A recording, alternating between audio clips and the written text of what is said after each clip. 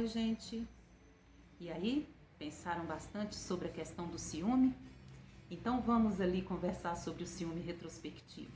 Sobre aquela matéria que eu falei para vocês que eu li e achei bastante interessante. O ciúme retrospectivo é também conhecido como síndrome de Rebeca. Esse termo faz referência a um filme de Alfred Hitchcock que chamava Rebeca, que era baseado em um romance, né, que tinha também este nome. Aqui no Brasil teve uma novela que chamava A Sucessora. Aconteceu na década de 1978 e 79. A história de uma mulher que vivia atormentada pelo passado do marido, o passado romântico do marido com a esposa que já é falecida. Quem sofre desse tipo de ciúme costuma ter pensamentos obsessivos sobre os ex-parceiros do seu companheiro, da sua companheira. E esses pensamentos podem causar raiva, podem fazer sofrer alterações de humor, levando a comportamentos ansiosos, comportamentos paranoicos, ou seja, um estado infeliz o tempo inteiro. A pessoa costuma fazer perguntas, tentando descobrir, tentando desvendar sobre as verdades que existiam nos relacionamentos anteriores dos seus parceiros. Só que essa pessoa sofre muito quando se compara ao que o outro tinha antes dele fazer parte da vida, da sua vida. Ele imagina que o outro relacionamento era mais valorizado e muitas vezes insiste em falar sobre o passado sexual. E tem medo que, se esse passado tinha assim um valor maior, que o seu parceiro sofra recaídas, que queira reviver alguma situação sexual do passado com aquele parceiro que lhe fazia bem.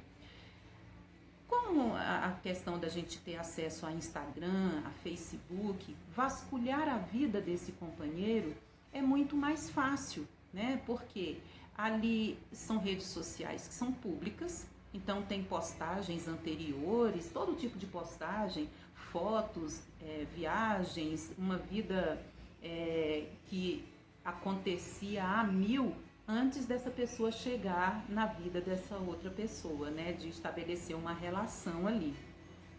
E pode ser visto de maneira livre, né?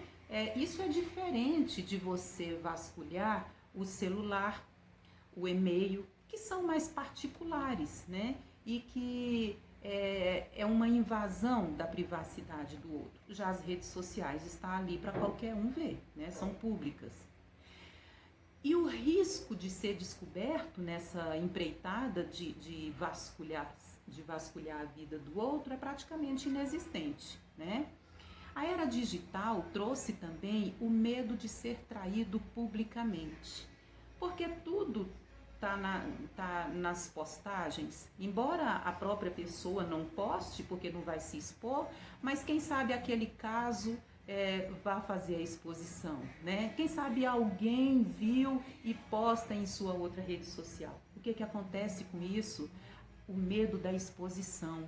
Numa era analógica, a pessoa podia optar se depois da traição continuava com aquele parceiro, aquela parceira ou não. Hoje ele quase que não tem direito a essa opção, porque existe um tribunal julgando o comportamento dela, julgando que está sendo boba, que está sendo feita de palhaço, que todo mundo viu que a pessoa, outra lá não presta, não serve para nada, então ela se vê obrigada a encerrar esse relacionamento. Esse medo da traição, em que você se expõe demais, você é exposto demais, a traição por si já é algo que fere, que machuca muito. Imagina quando você não optou em que os outros fiquem sabendo, né? E todo esse acompanhamento acontece ali em tempo real, né? Em tempo... a traição está acontecendo e todo mundo está sabendo no mesmo tempo que está acontecendo. Não é a mesma coisa de o passado do outro mostrou que ele traiu, né? E hoje todo mundo, como eu disse, julga, cobra uma atitude da pessoa traída, né? No ciúme retrospectivo, a vigilância da pessoa é sobre o ex. ex-namorados, ex-cônjuges e até sobre casos passageiros, né? Qualquer atividade pode ser interpretada de forma catastrófica na vida daquele que é ciumento, dependendo do nível de desconfiança que essa pessoa tenha, né? A pessoa enciumada tenha. Então, é viver em sofrimento. Esses ataques de ansiedade, essas inseguranças, né? Eu não sou perfeito ou perfeita o suficiente para agradar como o ex agradava, né? O que o outro fazia que era bom para eu também de repente poder fazer, né? Então são pensamentos que incomodam e que vão fazendo a sua relação atual ficar minguada. Para que querer dominar uma coisa que está fora do seu controle? O seu passado está fora do controle do seu companheiro, assim como o passado dele também está fora do seu controle. Nessas horas que a gente precisa recorrer a algum tipo de ajuda para você poder saber lidar melhor com essas questões de controle, de ciúme exagerado e de coisas que te prejudicam. Eu volto a falar sobre isso depois, em como a terapia pode te dar uma força nessa situação. Um abraço aí para você.